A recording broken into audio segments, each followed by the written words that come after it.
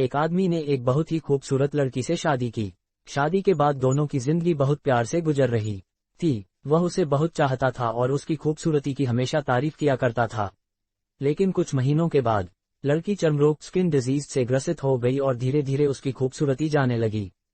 खुद को इस तरह देख उसके मन में डर समाने लगा कि यदि वह बदसूरत हो गई तो उसका पति उससे नफरत करने लगेगा और वह उसकी नफरत बर्दाश्त नहीं कर पाएगी। इस बीच एक दिन पति को किसी काम से शहर से बाहर जाना पड़ा।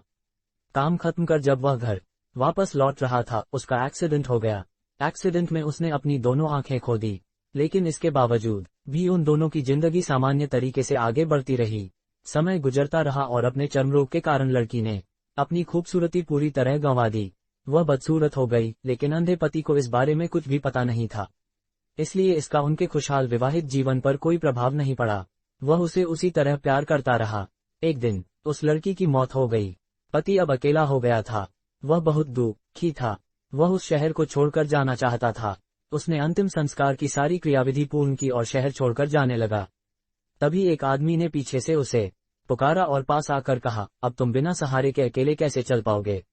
इतने साल तो तुम्हारी पत्नी तुम्हारी मदद किया करती थी। पति ने जवाब दिया, दोस्त, मैं अंधा नहीं हूँ, मैं बस अंधा होने का नाटक कर रहा था, क्योंकि यदि मेरी पत्नी को पता चल जाता कि मैं उसकी बदसूरती देख सकता हूँ तो यह उसे उसके रोग से ज्यादा दर्द देता। इसलिए मैंने इतने साल अंधे होने का दिखावा किया। वह बहुत अच्छी पत्नी थी, मैं बस उसे खुश रखना चाहता था। हमें इस कहानी से यह सीख मिलती है कि खुश रहने के लिए हमें भी एक दूसरे की कमियों के प्रति आंखें बंद कर लेनी चाहिए और उन कमियों को नजरअंदाज कर देना चाहिए।